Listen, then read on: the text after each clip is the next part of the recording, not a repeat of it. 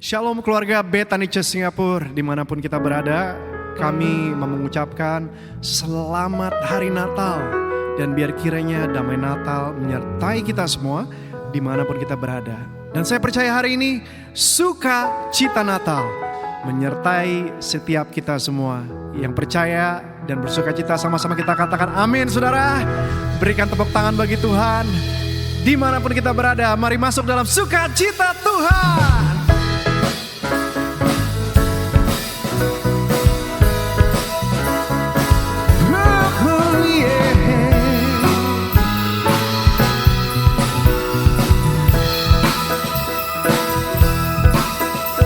Katakan sama-sama ya. Dari pulau dan benua terdengar selalu tuh lagu pujian semua di hadapan penebus. Glory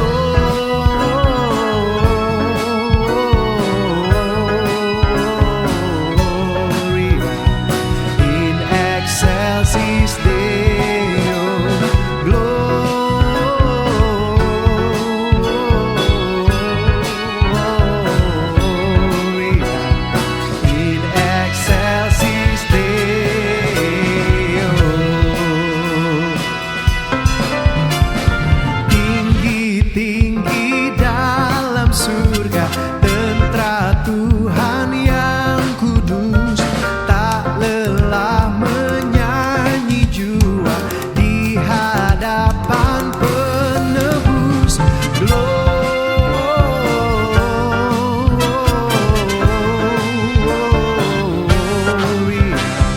in excelsis Deo. Glory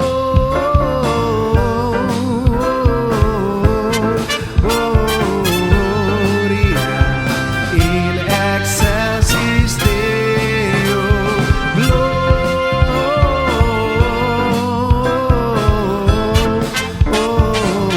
Glory, katakan in excelsis Deo. Glory in excelsis Deo. Oh, hai mari berhimpun dan bersukaria, turut semua ke Betlehem. Marilah pandang Tuhan balas sembah dan puji Dia, sembah dan puji Dia, sembah dan puji Dia, Sang Raja. Oh come, all ye faithful, joyful and triumphant. Oh come ye to Bethlehem. Come and behold Him, born the King of angels. Oh come, let us adore. Oh come, let us adore Him. Oh come, let us adore Him, Christ the Lord. Oh come, let us adore, amen. Oh come, let us adore Him. Oh come, let us adore Him, Christ the Lord. Oh come, let us adore Him. Oh come, let us adore Him.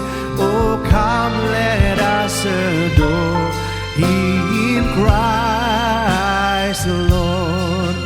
Oh come, let us adore Him. Oh come, let us adore Him. Oh come, let us adore Him, Christ the Lord.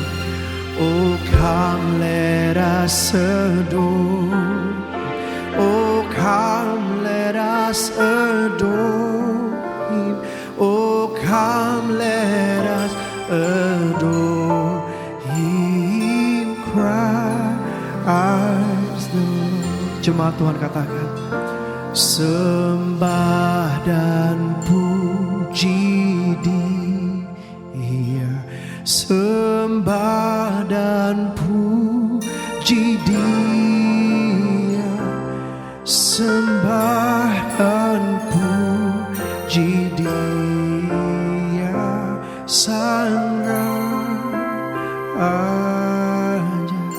Katakan lagi, sembah dan puji Dia, sembah dan puji Dia, sembah dan puji Dia, Sang Raja.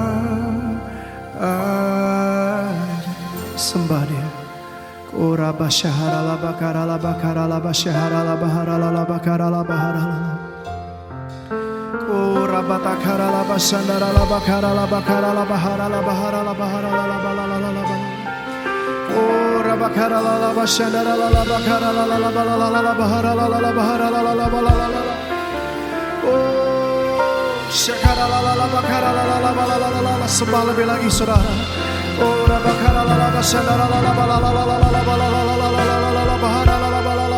la. Kami menyembah-Mu Tuhan dalam Natal ini.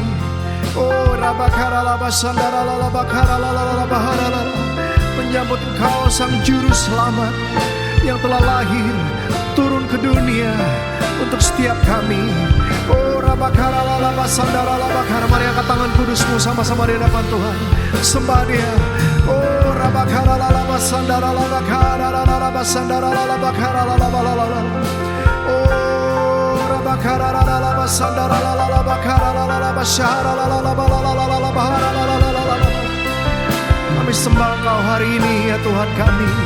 Kami tinggikan Kau hari ini ya Tuhan. Dengan segenap hati kami katakan, sembah dan puji Yesus. Sembah dan puji Dia, sembah dan puji Dia, sembah dan puji Dia, Sang Raja. Jemaat Tuhan katakan, sembah dan puji Dia, sembah dan puji Dia, sembah dan puji Dia, Sang Raja.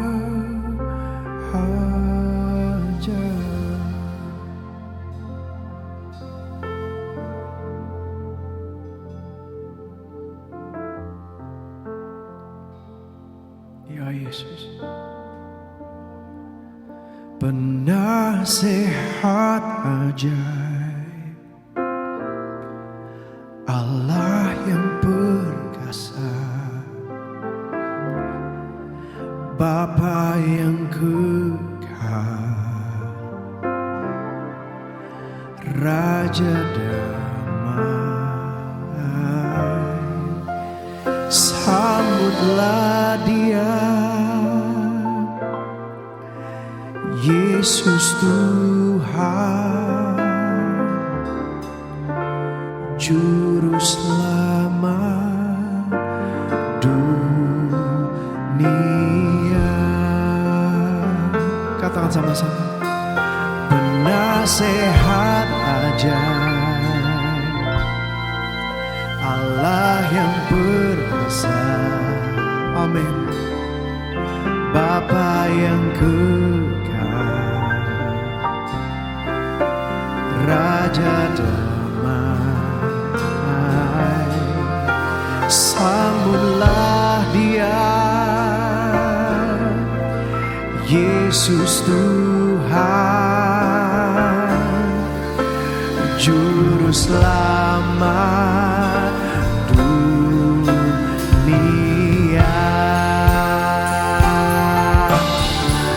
Penasehat ajaib, Allah yang perkasa, Bapa yang kekal, Raja damai, sambutlah Dia, Yesus Tuhan, Juru Selamat dunia. Oh, penasehat ajaib, Allah yang perkasa, amin, Bapa yang kekal, Raja damai, sambutlah Dia, Yesus Tuhan, Juru Selamat dunia. Sambutlah Dia, Yesus Tuhan, Juru Selamat dunia. Dengan segenap hati sekali lagi katakan sama-sama, sambutlah Dia, Yesus Tuhan, Juru Selamat dunia.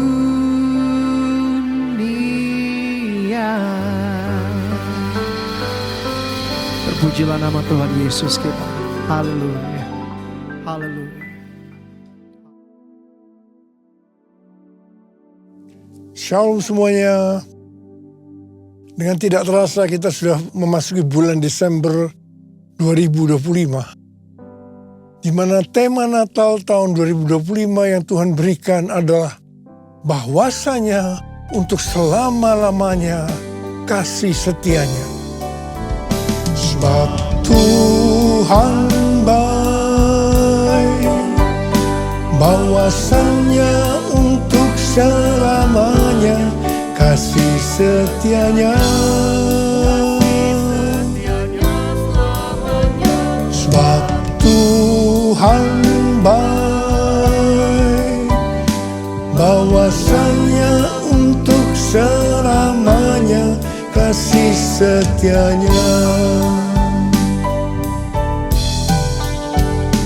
Bahwasanya untuk selamanya, bahwasanya untuk selamanya, bahwasanya untuk selamanya kasih setianya. 1 Tawaris 16 ayat 34 berkata, bersyukurlah kepada Tuhan, sebab Ia baik, bahwasanya untuk selama-lamanya kasih setianya. Daud memindahkan tabut Allah dari rumah Obed-Edom ke Yerusalem. Tabut Allah diletakkan di tengah-tengah kemah yang dibuatnya. Ini adalah pondok Daud. Daud menempatkan para pelayan di hadapan tabut Tuhan untuk memasyurkan nama Tuhan dan menyanyikan syukur dan puji-pujian baginya. Bersama dengan para pelayan itu, Daud menyanyikan, bersyukurlah kepada Tuhan, sebab Ia baik, bahwasanya untuk selama-lamanya kasih setianya. Hampir tiap pagi dalam doa, saya selalu memperkatakan, Tuhan Yesus, Engkau baik. Engkau sungguh baik dan sangat baik, bahwasanya untuk selama-lamanya kasih setiamu. Ternyata yang saya perkatakan itu adalah nyanyian Daud dalam 1 Tawarin 16 ayat 34. Bersyukurlah kepada Tuhan, sebab Ia baik, bahwasanya untuk selama-lamanya kasih setianya. Bersyukurlah pada Tuhan, sebab Dia baik, bahwasanya untuk selamanya kasih setianya. Bersyukurlah pada Tuhan, sebab Dia baik, bahwasanya untuk selamanya, bahwasanya untuk selamanya, bahwasanya untuk selamanya kasih setianya.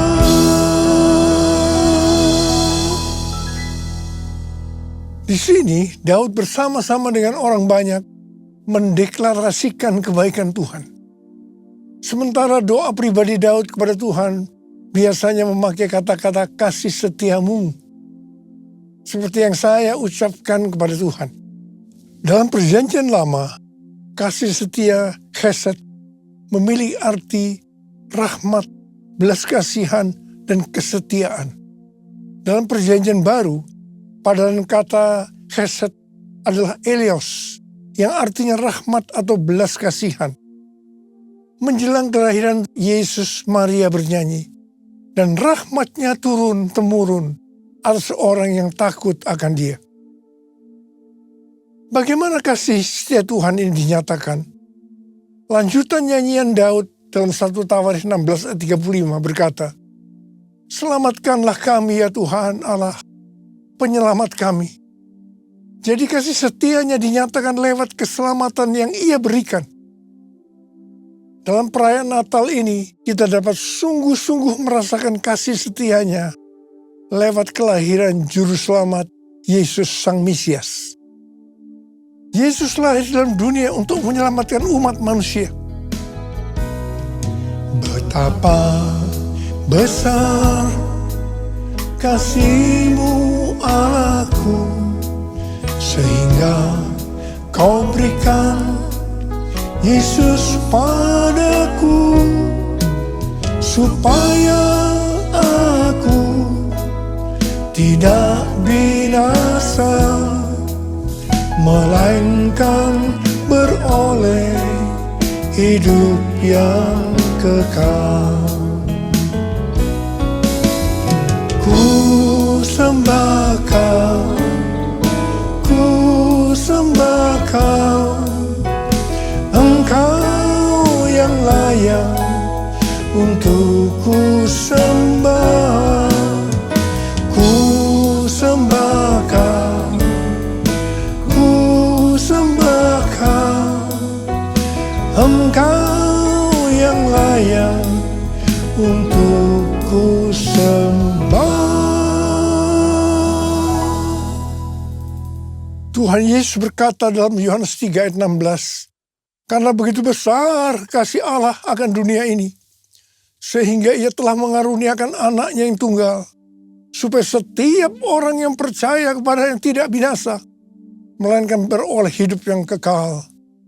Ada apa dengan manusia sehingga Tuhan Yesus harus datang ke dalam dunia ini?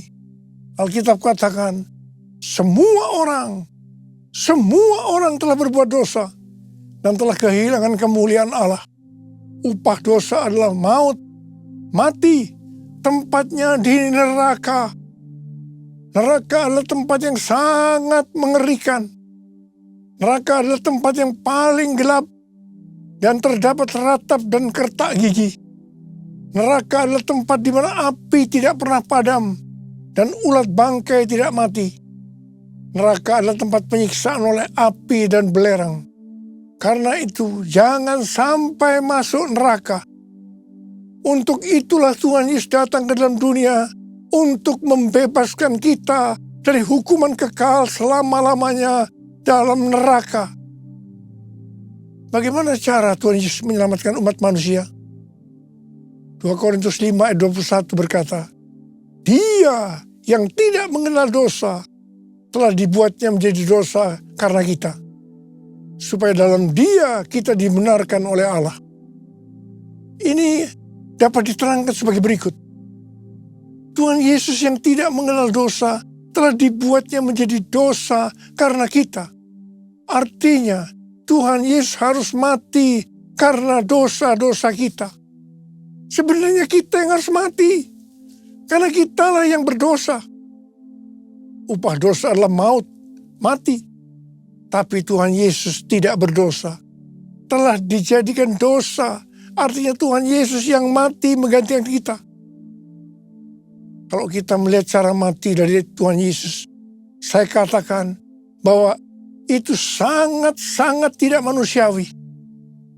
Pada saat orang-orang Yahudi berteriak, "Salibkan dia! Salibkan dia!" Maka Tuhan Yesus harus disalibkan. Proses awal dari penyalipan, jubah Tuhan Yesus dibuka. Tuhan Yesus diikat pada sebuah tonggak. Di sebelah kanan dan kirinya ada 2 algojo yang memegang cambuk. Ujung cambuk itu dari potongan tulang dan besi. Setiap kali cambuk itu dihunjamkan pada tubuh Tuhan Yesus, akan menimbulkan luka yang dalam. Darah bercucuran. Sakitnya luar biasa. Tuhan Yesus berteriak-teriak kesakitan. Tuhan Yesus memandikan darah. Apakah proses itu sudah selesai? Belum. Kepala Tuhan Yesus diberi mahkota duri. Duri ditancapkan di kepalanya dengan cara dipukul. Sakitnya luar biasa. Darah bercucuran. Apakah sekarang sudah selesai? Belum. Tangan dan kaki Tuhan Yesus dipakukan di kayu salib. Sakitnya luar biasa. Darah kembali bercucuran. Tuhan Yesus digantung di atas kayu salib. Di sini Tuhan Yesus menderita secara lahir maupun batin. Secara lahir dia merasakan sesak luar biasa karena cairan yang menekan jantungnya. Secara batin dia mendengar dan melihat semua orang menghujat dia, termasuk salah satu penjahat yang ada di sebelahnya. Pada akhirnya, setelah Tuhan Yesus berseru, "Sudah selesai. It is finished. Kepadamulah nyawaku kuserahkan." Tuhan Yesus mati. Pertanyaannya, mengapa Tuhan Yesus harus mati dengan cara seperti itu? Dengan penderitaan yang luar biasa. Darah bercucuran secara luar biasa. Mengapa tidak dengan cara yang mati yang mudah? Dipenggal kepalanya, selesai. Mengapa harus dengan darah bercucuran? Alkitab katakan, tanpa penumpahan darah. Tanpa penumpahan darah, tidak ada pengampunan dosa. Untuk mengampuni dosa saudara. Dosa saudara. Dosa kita semua. Tuhan Yesus harus mati dengan cara demikian. Selain itu, apalagi yang Alkitab katakan dengan cara mati Tuhan Yesus yang seperti itu? Yang pertama, penyakit kitalah yang ditanggungnya. Yang kedua, penderitaan kita yang dipikulnya. Dan oleh bilur-bilurnya kita disembuhkan. Betapa Tuhan Yesus mengasihi kita semua. Tak terukur kasih-Mu Yesus, Kau telah mati gantikan diriku. Kau curahkan darah-Mu untuk tebus dosaku. Layaklah Kau Tuhan dipuji dan disembah dengan segenap hatiku. Layaklah Kau Tuhan dipuji dan disembah dengan segenap jiwa ragaku. Dengan segenap jiwa ragaku. Dengan segenap jiwa ragaku. Kita mengenal ada 3 tahap proses keselamatan. Tahap pertama adalah pembenaran, justification. Kita dibenarkan bukan karena perbuatan baik kita, tetapi karena kasih karunia Tuhan yang kita responi dengan iman. Pada tahap ini, setelah kita bertobat dan menerima Tuhan Yesus sebagai Juru Selamat, kita akan mengalami kelahiran baru. Kelahiran baru adalah proses awal perjalanan rohani kita bersama Tuhan Yesus. Tahap yang kedua dari proses keselamatan adalah pengudusan, sanctification. Dalam proses ini, kita dikuduskan secara terus-menerus melalui Roh Kudus dan firman Allah. Dalam proses ini kita bisa saja jatuh atau mengalami kegagalan. Yang penting, kita jangan berhenti, tapi harus bangkit dan terus maju. Pertobatan adalah kunci untuk kita bisa maju. Goal dari proses pengudusan ini adalah menjadikan kita serupa dengan gambarnya. Roma 8 ayat 29 berkata, sebab semua orang yang dipilihnya dari semula, mereka juga ditentukannya dari semula untuk menjadi serupa dengan gambar anaknya, supaya ia, anaknya itu, menjadi yang sulung di antara banyak saudara. Ini berarti goal kita sebagai orang Kristen adalah menjadi serupa dengan gambarnya. Untuk menjadi serupa dengan gambarnya, maka sesuai dengan 1 Yohanes 2 ayat 6 yang berkata, barang siapa mengatakan bahwa ia ada di dalam dia, ia wajib hidup sama seperti Kristus telah hidup. Karena kita hidup sama seperti Kristus telah hidup, maka kita akan menjadi serupa dengan gambarnya. Menjadi serupa dengan gambarnya artinya menjadi murid Tuhan Yesus. Tahap ketiga dari proses keselamatan adalah pemuliaan, glorification. Kita yang menjadi serupa dengan gambarnya, yaitu murid. Pada saat Tuhan Yesus datang di awan-awan untuk menjemput gerejanya, kita akan menerima tubuh yang baru, yang dikenal dengan tubuh kemuliaan. Dan setelah itu kita akan diangkat bersama-sama untuk bertemu dengan Yesus Kristus di awan-awan.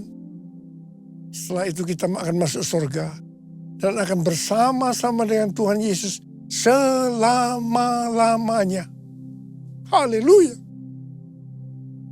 Pesan Tuhan Yesus kepada kita, tetaplah kerjakan keselamatanmu dengan takut dan gentar. Kita akan melihat kasih setia Tuhan Yesus yang ditujukan kepada jemaat di Philadelphia. Wahyu 3 ayat 8 berkata, aku tahu segala pekerjaanmu. Lihatlah, aku telah membuka pintu bagimu yang tidak dapat ditutup oleh seorang pun. Aku tahu bahwa kekuatanmu tidak seberapa, namun engkau menuruti firman-Ku dan engkau tidak menyangkal namaku. Tuhan Yesus memberikan janji kepada jemaat di Philadelphia. Aku telah membuka pintu bagimu yang tidak dapat ditutup oleh siapapun. Artinya, kalau Tuhan Yesus membuka jalan, tidak ada kuasa manusia, masalah atau keadaan apapun yang dapat menutupnya. Tuhan berdaulat atas setiap pintu dalam kehidupan kita. Pintu pelayanan, pintu kesempatan, pintu berkat, bahkan pintu kemenangan. Janji ini juga untuk kita yang menuruti firman-Nya dan yang tidak menyangkal namanya, sekalipun kekuatan kita tidak seberapa menurut ukuran dunia. Firman Tuhan yang harus kita perhatikan, yang terdapat dalam Markus 12 ayat 30-31. Kasihilah Tuhan Allahmu dengan segenap hatimu, dan dengan segenap jiwamu, dan dengan segenap akal budimu, dan dengan segenap kekuatanmu. Perintah yang kedua ialah, kasihilah sesamamu manusia seperti dirimu sendiri. Tidak ada perintah lain yang lebih utama daripada kedua perintah ini. Yang kedua, firman Tuhan yang harus kita perhatikan terdapat dalam Roma 8 ayat 29 yang mengingatkan bahwa goal kita sebagai orang percaya itu adalah menjadi serupa dengan gambar Yesus, yang artinya menjadi murid Tuhan Yesus. Yang ketiga, firman Tuhan yang harus kita perhatikan terdapat dalam Matius 28 ayat 18 sampai dengan 20 yang berkata, Yesus mendekati mereka dan berkata, "Kepadaku telah diberikan segala kuasa di sorga dan di bumi. Karena itu pergilah, jadikanlah semua bangsa muridku, dan baptislah mereka dalam nama Bapa dan Anak dan Roh Kudus, dan ajarlah mereka melakukan segala sesuatu yang telah kuperintahkan kepadamu. Ketahuilah, aku menyertai kamu senantiasa sampai akhir zaman." Kita sebagai murid Tuhan Yesus diberi tugas utama untuk memuridkan orang lain tanpa melihat profesi kita. Artinya, kita harus menyelesaikan amanat agung. Banyak aliran kekristenan yang mendapatkan bahwa goal untuk menyelesaikan amanat agung adalah tahun 2033.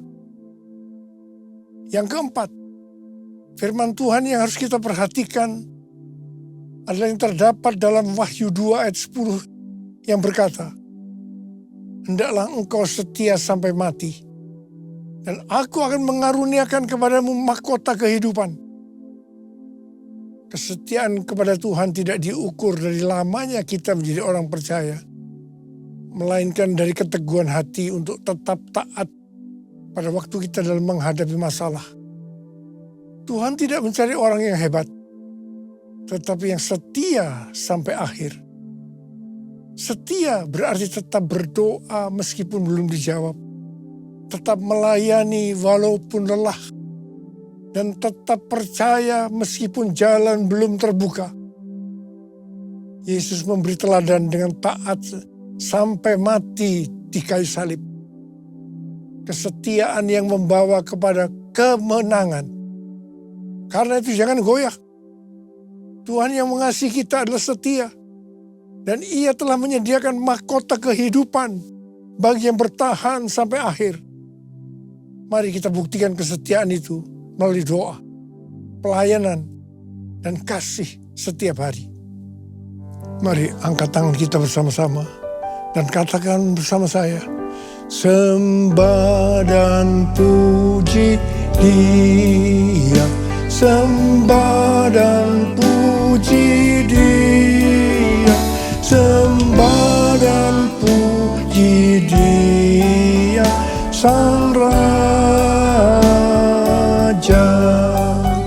Sembah dan puji Dia, sembah dan puji Dia, sembah dan puji Dia, Sang Raja. Mari kita berbahasa roh.